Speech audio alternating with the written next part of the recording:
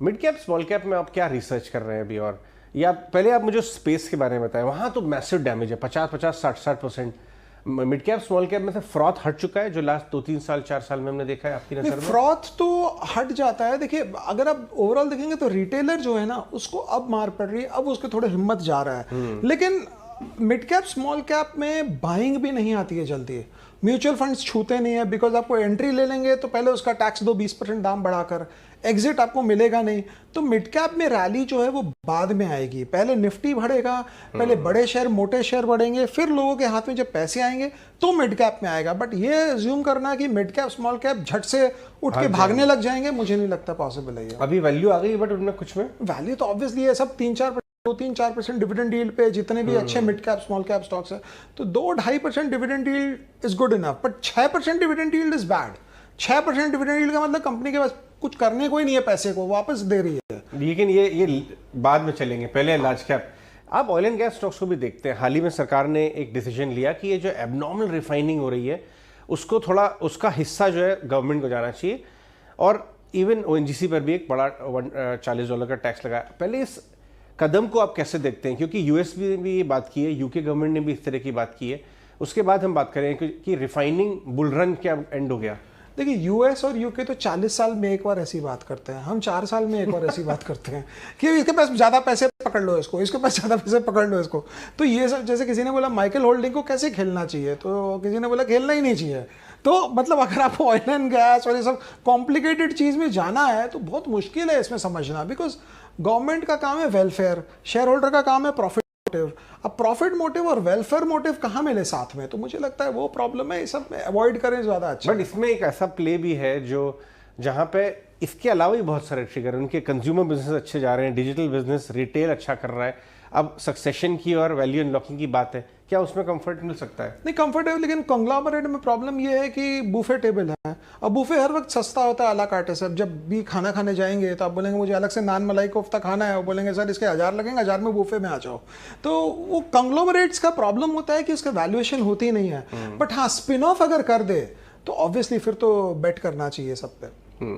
Right. Capex cycle की बात करें, हमने देखा कि इंडिया में क्रेडिट साइकिल 13% हाई पे आया, और एसबीआई ने हमें बताया इस बार कि अभी उनको वर्किंग कैपिटल की लोन्स की इंक्वायरीज और कुछ कैपेक्स रिलेटेड लोन्स की इंक्वायरी बहुत बढ़ रही है, जो नई हाल था।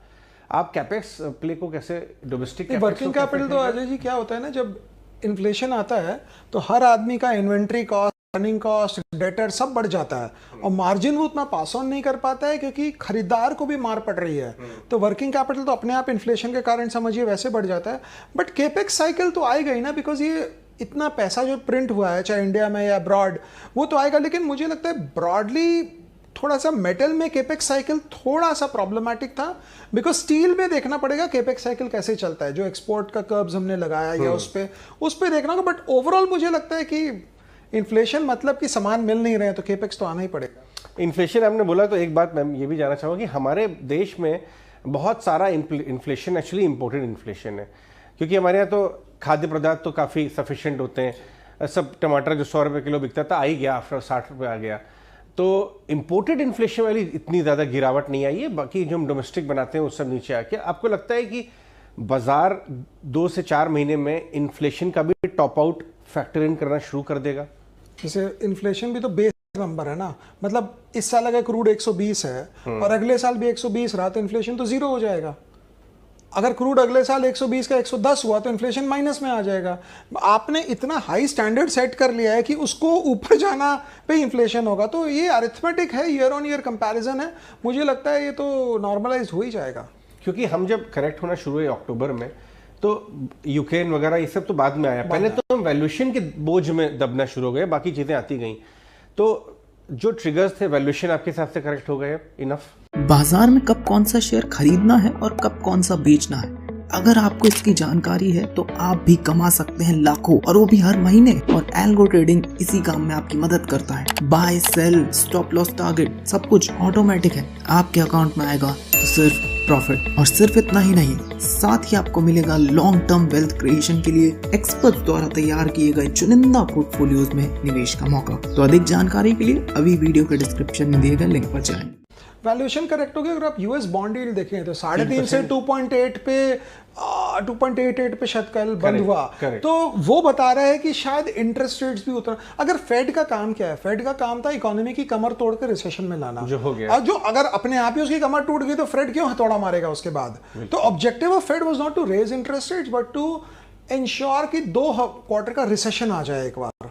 तो वो अगर आ गया तो मेरे ख्याल से काम तो आपको लगता है कि 4-6 महीने में, क्योंकि आपने इतने साइकिल्स देखे, 4-6 महीने में इंडियन बुल मार्केट भी रिज्यूम हो जाएगा क्योंकि यूएस में बॉटम बन गया है? हाँ, ये आपने लास्ट लाइन एकदम बिल्कुल सही बोला कि यूएस अगर बॉटम बन गया तो हम तो रिज्यूम हो जाएंगे, बट यूएस अगर बॉटम नहीं बना तो हम तो भाई डाउ के पीछे पीछे हैं। बट हमारे पास क्वेश्चन भी है कि कॉर्पोरेट प्रॉफिटेबिलिटी अच्छी है, 10 साल की हाईएस्ट लेवल पे इंडिया के कॉर्पोरेट प्रॉफिट्स हैं, वो भी हमारे डाउन साइड कहीं हद तक क्वेश्चन करते हैं। आप एक डेटा देखें, अगर 2 ट्रिलियन की इकोनॉमी और 25% का सेविंग है तो 500 बिलियन की सेविंग हो रही है। अगर 5% या 10% भी शेयर बाजार में आता है पैसा तो 25 से 50 बिलियन हर साल आता है। तो ये जहां अभी तो इक्विलिब्रियम है, वो बेच रहे हैं हम खरीद रहे हैं, वो बेच रहे हैं हम खरीद रहे हैं, जहां वो बेचना बंद किए और यहाँ पे जोश आ गया लोगों को ज्यादा, तो मुझे लगता है शेयर तो मिलेंगे ही नहीं, कहीं हर्षद मेहता वाला सिचुएशन नहीं हो जाए। बट क्योंकि लोकल सेविंग्स बहुत है तो एफआईआई की सेलिंग अभी एब्जॉर्ब हो रही है, इक्विलिब्रियम में बाजार है, बट जहां छोड़ दिया जाए मुझे लगता है 1-2-3 साल में डोमेस्टिक सेविंग टान देगा बाजार। इनफैक्ट ये आपने अच्छी बात बोली कि बेयर्स बोलते हैं कि भाई उन्होंने 40 बिलियन बेचा बट 500 बिलियन होल्ड किया हुआ है अभी, लेकिन बुल्स बोलते हैं कि हिस्टोरिकली उन्होंने एफआईआईज ने 16-17% टॉप में होल्ड किया इंडियन इक्विटी को और नीचे में 13-14%, हम 14.5-15 पे आ गए, तो शायद रेंज में। बट ये बताइए कि आपका कारोबार कैसा चल रहा है, आपके पीएमएस का कारोबार, और आप अपने क्लाइंट से किस तरह की बातचीत कर रहे हैं? क्या इस करेक्टिव फेज में नया पैसा आने के लिए उत्सुक है, या आप बता रहे हैं कि साहब अभी रुक जाइए हम बताएंगे, but call money on call तैयार रखिए? कारोबार तो हालत खराब है, शेयर बाजार गिर गया है 25% ऊपर से, पोर्टफोलियो डाउन है, तो कारोबार तो अच्छा चल रहा है लेकिन वो उसका अभी इम्पैक्ट तो ऑब्वियसली नेगेटिव है।